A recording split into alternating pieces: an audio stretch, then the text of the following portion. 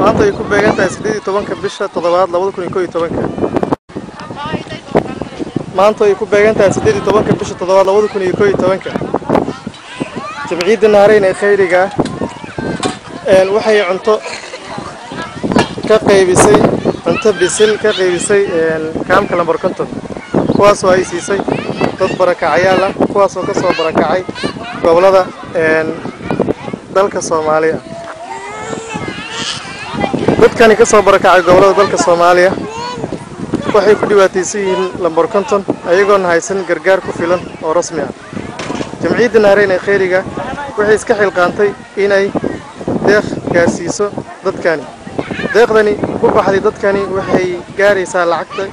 qiimaheeda $85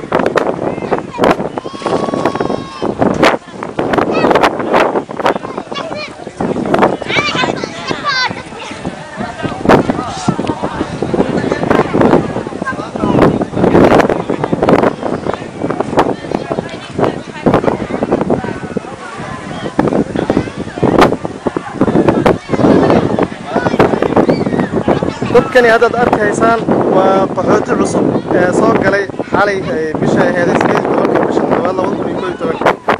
dadkani raashinkan afka ay ku hayaan rootiga ah waa cuntadii ugu horeysay ay cunaan jamciidda naareen ayaa gacan ka geysatay ilaaha ka awaalmariyo cid kasta oo ka danqanaysa baahida